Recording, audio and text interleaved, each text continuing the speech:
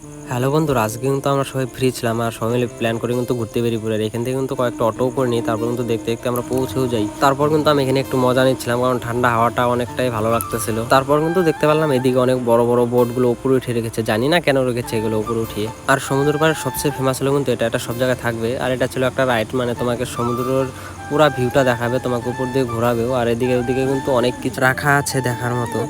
তারপর কিন্তু তো রোদের মধ্যে খাওয়ার জন্য নিলাম আমি একটা আইসক্রিম, আর সামনে দেখতে পেলাম এখানে উট বাঁধা আছে আর খাচ্ছিল ঘাস। তারপরে কিন্তু সবাই মিলে চলে আসি সমুদ্রে স্নান করার জন্য। এদিকে ড্রেসটা চেঞ্জ করেছিলাম, আর তারপর কিন্তু ফাইনালি নেমেও পড়লাম সমুদ্রে স্নান করার জন্য।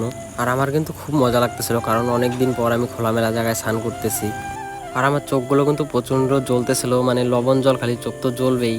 আর আমি তো বাচ্চাদের মতন প্রচুর ঝাপাঝাপি করতেছিলাম, আর আমার জামাটা দেখো উপর দিয়ে বেরিয়ে গেছে।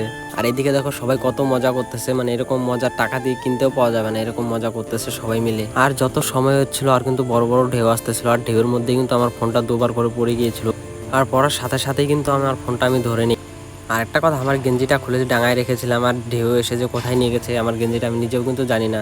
আর এই কাকা দেখো কত লাফাচ্ছে, মানে কত খুশি লাগতেছে, কাকার বলার মতো না। আর দেখো ঢেউটা কিন্তু অনেকটাই বড় এসেছিল, আর দেখো কি ঝাঁপাচ্ছে ঢেউয়ের মধ্যে। তারপর কিন্তু চলে আসি আমরা